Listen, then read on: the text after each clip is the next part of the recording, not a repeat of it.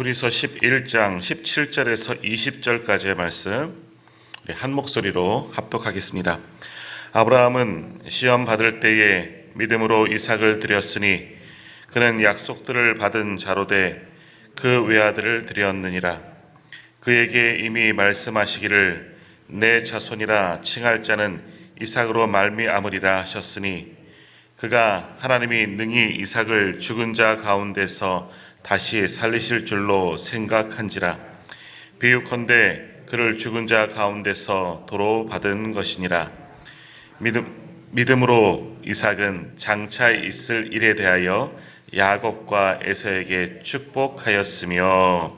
아멘. 오늘 이 말씀을 통해서 하나님께서 우리에게 은혜를 주실 줄 믿습니다. 아브라함에게는 이스마엘과 이삭이라는 아들이 있었습니다. 큰아들 이스마엘은 사라의 몸종이었던 하갈을 통해서 낳은 아들이죠. 그러나 이스마엘은 어머니 하갈과 함께 자기 본토로 고향으로 돌아갔다 말합니다. 또 거기 그가 광야로 나아갔다 이야기합니다. 그래서 이스마엘은 이제 믿음의 조상이 되는 것이 아니라 아랍 족속의 조상이 되죠. 이슬람을 믿는 사람들의 믿음의 조상이 되는 겁니다. 그래서 중동의 아랍 족속들은 지금도 이 아브라함의 장남인 이스마엘을 자기들의 조상으로 알고 있습니다. 그러니까 이슬람 종교를 가진 사람들도, 그 아랍 사람들도 아브라함이 자기의 조상이 되는 겁니다. 자, 그러나 오직 아브라함과 사라를 통해서 태어난 이삭이 하나님의 언약의 후사입니다. 이삭에게만 하나님의 축복이 이어지게 되는 겁니다. 자, 이렇게 태어난 이삭은 웃음이라는 그런 이름의 뜻을 가지고 있습니다. 그러니까 그 어머니 사라가 하나님의 약속을 받았지만 또 아버지도 아브라함도 마찬가지죠. 그 하나님의 약속을 온전히 믿지 못하고 정말 그러한 일이 나에게 일어날 수 있을까 하며 웃음으로 그것을 받았기 때문에 하나님께서 그 약속의 확실함을 보증하기 위해서 내가 반드시 웃게 될 거다, 하나님의 약속이 이루어지게 될 거다 하는 그러한 뜻으로 이삭이라는 그런 이름을 주었습니다. 자, 그렇게 태어난 이삭은 아버지 아브라함을 떠나지 아니하고 그와 함께 약속을 유업으로 더불어 받으며 함께 장막에 거하게 됩니다. 이제 이스마엘은 하갈을 통해서 난 이스라엘은 광야로 들어가고 본토로 돌아갔지만, 자기 고향으로 친족에게로 돌아갔지만, 그러나 이삭은 아버지의 곁에서 늘 아버지의 장막에서 아버지와 함께 동행하는 것을 보게 됩니다. 조금 앞절인 히브리서 11장 9절 말씀을 한번 보십시오. 히브리서 11장 9절 말씀입니다.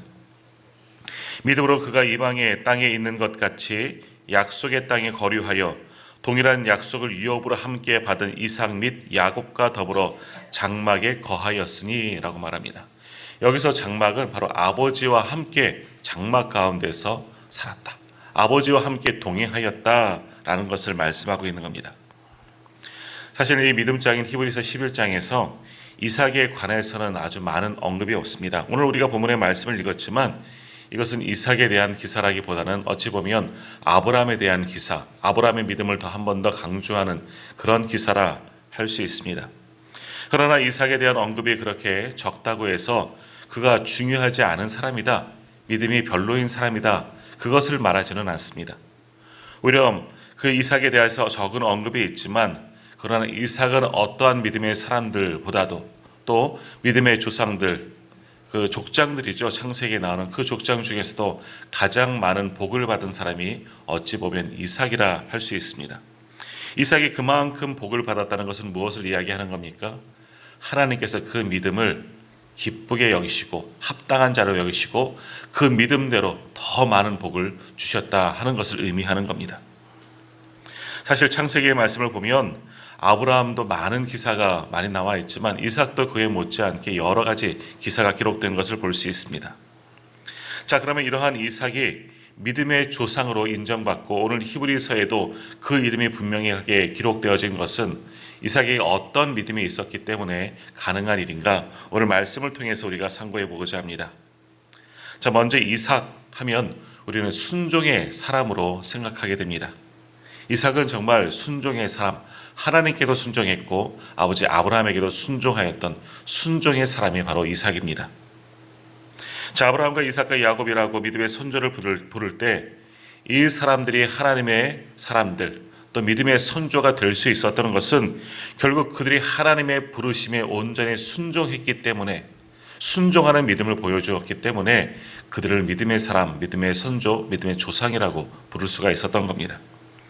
아브라함이 하나님의 부르심을 받고 순종하죠. 그 순종함으로 갈대아 우르 고향 땅을 떠나고 지시하실 땅으로 가는 순종을 보여주었기 때문에 그의 믿음을 하나님께서 칭찬하셨습니다. 마찬가지로 이삭은 순종함으로 그 아버지와 동행하였고, 순종함으로 아버지의 곁에서 늘 그 아버지를 본받고 동행하며 그리고 섬겼던 그 사람이 바로 이삭입니다. 자, 물론 이삭은 아브라함의 노년에 낳은 아들이라 그에 대한 사랑이 더했겠지요. 항상 자기 품에 벗어나지 못하게 아마 했을 겁니다. 그러나 이삭도 마찬가지로 그러한 아버지, 자신을 사랑하시는 아버지 이 아브라함에게 온전히 순종했고, 아버지의 말씀이라면 무조건 복종하며 순종하며 그렇게 아버지의 마음을 기쁘게 했고, 또 그렇게 아버지를 섬기듯이 아버지의 하나님을 온전히 순종하러 섬긴 사람이 바로 이삭이고, 그 순종함을 통해서 하나님의 복을 받고 믿음의 반열에 오를 수 있는 그런 축복을 받은 사람이 바로 이삭입니다. 더욱이 그 순종의 모습이 가장 잘 드러나는 곳이 어디입니까? 하나님께서 아브라함의 아들 이삭을 모리아산에 번제로 바치라고 할 때, 그때 바로 아브라함의 믿음도 보여주고 하나님께 인정받았지만 동시에 이삭의 믿음도 함께 인정받았다라는 겁니다. 자, 그렇게 모리아산의 아들을 번제로 바치라 할 때 아브라함은 아들 이삭과 함께 모리아산을 향하여 나갑니다. 그때 이삭이 어떻게 나갑니까? 그때 번제할 번제단에 쓸 모든 장작을 지고 그 산을 올라갑니다. 정말 그 먼 길이지만 불평하지 아니하고 아버지께서 맡기신 이 일을 충실하게 행하는, 순종함으로 행하는 그 이삭의 모습을 보게 됩니다. 비록 가는 길이 멀고 힘들고 그 높은 산을 올라갈 때 얼마나 고되었겠습니까? 그러나 창세기 말씀을 보면 그러할 때 이삭이 불평하였다, 힘들어했다, 그런 기사는 전혀 나오지 않고 있는 것을 보면 이 이삭은 아버지가 시키는 모든 일에 그저 여러 가지 토달지 아니하고 미루지 아니하고 순종함으로 나아갔던 그런 이삭의 모습을 보게 됩니다. 하나님께서 아버지에게 예배를 드리라고 했을 때 자신도 필요했을 거고 자신도 도움이 될 것이라 믿었던 것이고, 또 그 일에 사용하기 위해서 장작을, 이제 번제 드릴 때 쓰기 위해서 장작을 짊어지라 아버지가 명령하셨으니 이 이삭은 조금도 불평하지 아니하고 하나님의 거룩한 일에 자기가 쓰임 받는 것만으로도 기쁘고 아버지가 시키는 일에 순종함으로 이 모든 일들을 감당하였다라는 겁니다. 자, 그런데 그렇게 장작을 메고 가는 길에 한 가지 의심이 들었습니다. 물론 번제를 드리러 갈 때 아버지가 늘 그렇게 하나님께 예배하였기에 이삭은 충분히 보았지만 번제 드릴 불과 장작은 있는데 제물, 어린 양은 보이지 않아서 의심이 들었던 모양입니다. 그래서 가는 길에 조심스럽게 이삭이 아버지에게 묻습니다. 아버지, 번제에 쓸 어린 양은 어디에 있습니까? 그때 아버지 아브라함이 뭐라 대답합니까? 번제의 양은 하나님께서 친히 준비하신다. 하나님께서 준비하실 거야. 단지 그 말만 하십니다. 그저 그 아버지의 말씀을 듣고 그렇구나 하면서 역시 이삭은 순종하며 더 이상 묻지 아니하고 궁금해하지 아니하고 아버지와 동행하면서 장작을 짊어지고 모리아 산을 향하여 한 걸음 한 걸음 나아갑니다. 이처럼 이삭은 순종의 사람이죠. 아브라함도 하나님의 말씀에 순종했고 그 순종의 모습을 보았던 이삭도 하나님께 순종하는 사람, 아버지에게 순종하는 사람이었습니다. 조금은 내 생각에 비추어 보면 이것이 왜 이럴까 의심이 드는 마음이 있었지만 아버지가 하시는 말씀, 하나님의 말씀 그대로 믿고 순종했던 그 사람이 바로 오늘 우리가 상고하는 바로 이삭입니다. 자, 이삭의 순종의 절정은 바로 모리아 산에서의 제단에서 드러납니다. 산을 다 올라간 아버지가 이제 갑자기 자신을 결박하기 시작하죠. 아니, 아버지 왜 이러십니까? 너를 하나님 앞에 제물로 바치기 위함이다. 그제서야 하나님께서 준비하신 그 어린 양, 번제에 쓸 어린 양 하나님께서 준비하신다 아버지가 말씀하셨는데 그 양이, 그 번제의 제물이 바로 나였구나 하는 것을 그제서야 깨닫게 되는 겁니다. 자, 우리는 생각하기를 이삭이 번제단에 오를 때 아버지에게 결박당하여서 꼼짝없이 번제단 위에 올라갔을 것으로 그렇게 우리는 생각합니다. 그러나 이삭은 당시에 그 무거운 장작을 짊어지고 높은 산에 올라갈 만큼 건장한 청년, 아직은 젊은 나이죠. 어린 아이지만 장성한 사람이었습니다. 그만큼 힘이 있고 힘이 있었다는 것이죠. 반면에 아버지 아브라함은 어떻습니까? 100세가 넘은 그런 노인입니다. 만약 이삭이 마음만 먹었다면 그러한 아버지, 자기를 결박하려고 하고 자기를 죽이려는 아버지를 밀쳐내고, 아버지 무슨 일입니까? 왜 나를 죽이려고 합니까? 아버지 노망치셨습니까? 이렇게 한가하며 번제단에서 내려와 얼마든지 도망칠 수 있었을 겁니다. 그의 힘으로 충분히 아버지를 제압하고 번제의 제물이 되지 않았을 것입니다. 그러나 그는 순종했습니다. 아버지가 하시는 일, 이것이 하나님께서 하신 일이고 이 가운데 하나님의 선한 뜻이 있을 것이라 그저 믿고 순종하며 정말 말없이 죽은 번제의 제물이 된 어린 양처럼 그 번제단 위에 올라서 가만히 자신을 죽이려는 아버지의 모습을 바라보며 이 모든 것을 감당하였던 이삭입니다. 이삭의 순종은 자기를 죽이려는 아버지에게 묶이기까지, 그리고 번제단에 오르기까지 온전히 순종함으로 드러나게 됩니다.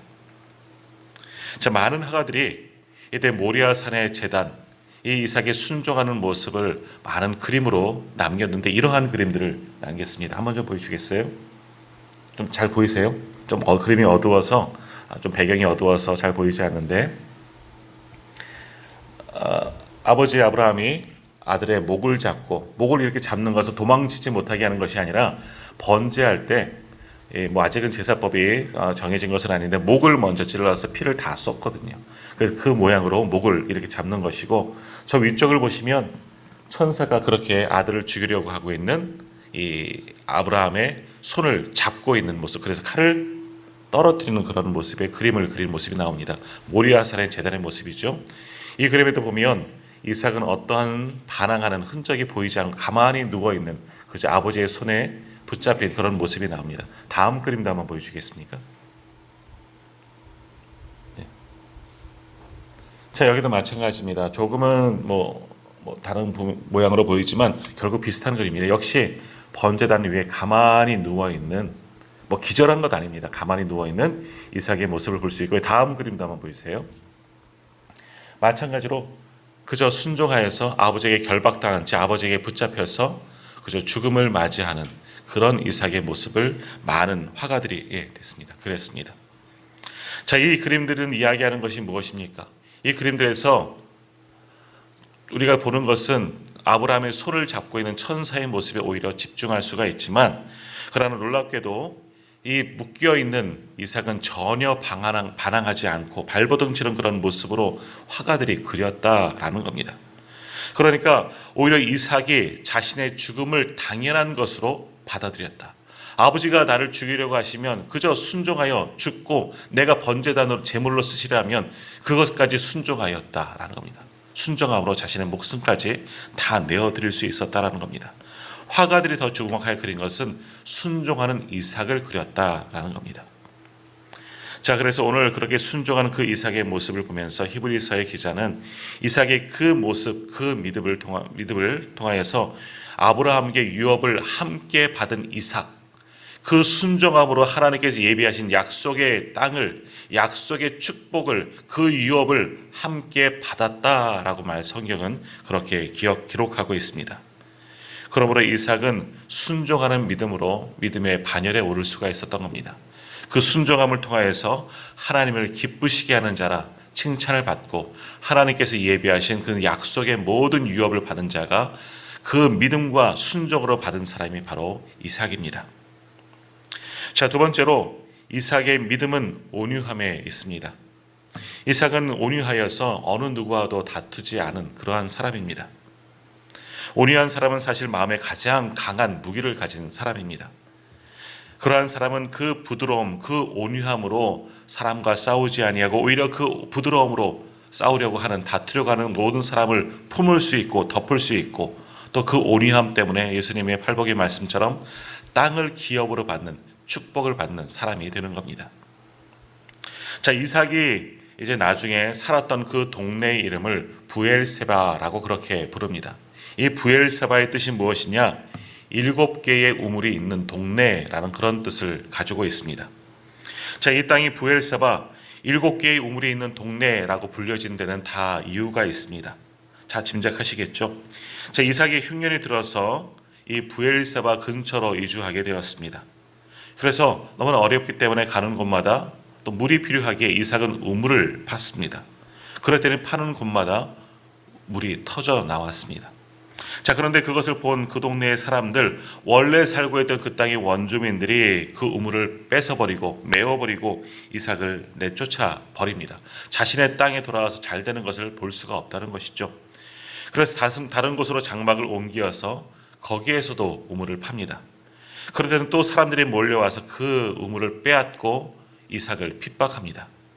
자, 온유한 이삭은 그들과 다투지 아니하고 또 다른 곳에 옮겨서 또다시 우물을 파고, 또 신기한 것, 감사한 것은, 놀라운 것은 이삭이 파는 곳마다 우물이 터져 나왔다는 것이죠. 그것이 또 하나님의 은혜입니다. 이러기를 7번이나 우물을 파게 됩니다. 그러니까 이삭이 그 브엘세바 지경에 가서 7개의 우물을 팠다라는 겁니다. 그래서 그 동네의 이름이 브엘세바, 7개의 우물이 있는 동네, 그런 뜻, 바로 이삭 때문에 생겨나게 되었다는 겁니다. 이처럼 하나님은 온유하고 다툼을 피하며 평화를 이룬 이삭에게 복을 주시는 겁니다. 그 온유함 때문에 땅을 기업으로 얻게 되는 그런 축복을 이삭이 받게 되는 것이죠. 하나님을 선하신 분으로, 그래서 우리의 인생에도 선함으로 이루게 하신다는 그 믿음을 가진 사람들은 다른 사람들과 다투지 아니하고 온유함으로 오히려 그들을 상대합니다. 넉넉한 마음으로 그들을 품어주는 겁니다. 불평하지 않습니다. 모든 상황 속에서 하나님의 선하심이 분명히 이루어질 것을 믿기에, 하나님께서 이것을 판단하시고 선한 것으로 갚아주실 것을 믿기 때문에 온유한 사람은 인내함으로 다투지 아니하고 오히려 평화를 심어주는 그러한 사람이 될 수 있습니다. 그렇게 온유한 이삭에게 하나님은 어떠한 복을 주십니까? 오늘 본문에는 잘 드러나지 않지만 창세기 26장 12절과 13절을 보면 이렇게 말씀합니다. 이삭이 그 땅에서 농사하여 그 해에 100배나 얻었고 여호와께서 복을 주심으로 그 사람이 창대하고 왕성하여 마침내 거부가 되었다라고 말씀합니다. 하나님께서 온유하고 다 손해보는 것 같지만 그런 온유하고 화평을 주고 평화를 심어주는 이삭에게 실제적으로 복을 더하시되 물질의 복으로 그 땅 가운데 거부가 될 수 있는 큰 축복을 허락하여 주셨다라는 겁니다.